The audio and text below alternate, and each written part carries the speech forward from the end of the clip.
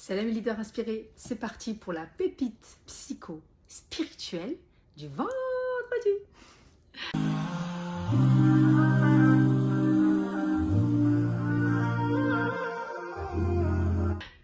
C'est parti. Aujourd'hui, j'aimerais vous parler de quelque chose, d'un sentiment, de sensation que l'on vit tous et qui est humaine. C'est la souffrance. Alors la souffrance d'où elle vient? Eh bien, si je vous disais qu'elle n'existe pas et que la souffrance n'est que le souvenir d'une douleur passée. Je vais vous donner une image, un exemple pour vous montrer un peu à quoi ressemble la souffrance que l'on s'inflige au quotidien et qui nous garde dans des espaces dans lesquels il est impossible de remonter dans des vibrations qui peuvent nous amener à la gratitude, à l'amour et à la joie.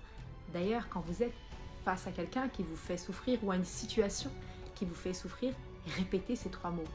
Je suis en joie, en gratitude et en paix. Car en tout temps et en tout lieu, quoi que vous fassiez, qu'importe l'énergie dans laquelle vous êtes, qu'importe l'état spirituel que vous êtes, même si vous êtes en état de haute gratitude, vous allez peut-être même dans la minute qui suit rencontrer quelqu'un qui va tenter de vous rabaisser. Et c'est peut-être même pas intentionnel, c'est son énergie qui est comme ça. C'est sa vie qui l'a amené à être dans cet état-là. On appelle ce concept-là, ce phénomène-là, le nivellement vers le bas. Et ça, le nivellement vers le bas, on en recevra constamment. Plus vous tenterez d'aller vers cette dimension de rahma, d'amour inconditionnel, de gratitude et de paix et de joie, et plus vous êtes confronté à son inverse, à la dualité. C'est comme ça que fonctionne la spirale divine.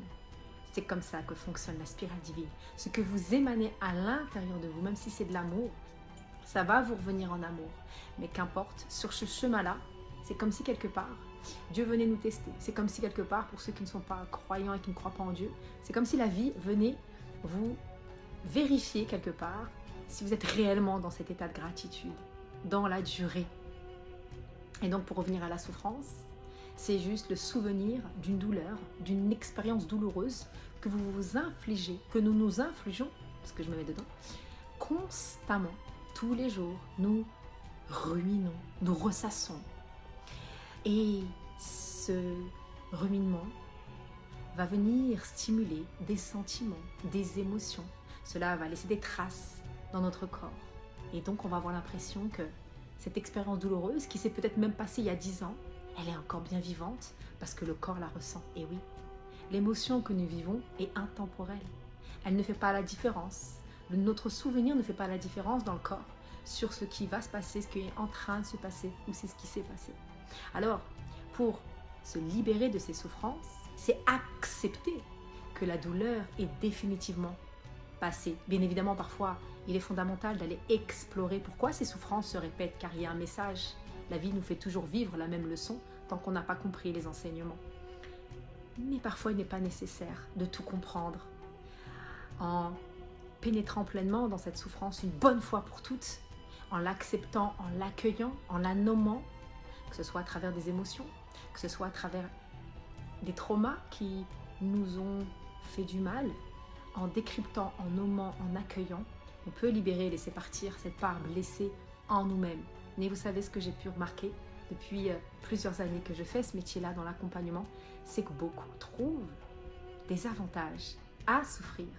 Quelque part, ça les maintient dans un certain état, certains paradigmes de victime.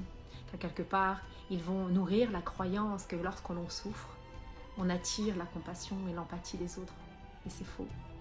Car encore une fois, comme je le disais lors de la précédente pépite psycho-spirituelle du vendredi, accepter ce que l'on est réellement va forcément manifester des résistances en face. Et c'est accepter de ne pas être aimé, de ne pas faire l'unanimité. Car après tout, qui l'a fait dans ce bas monde?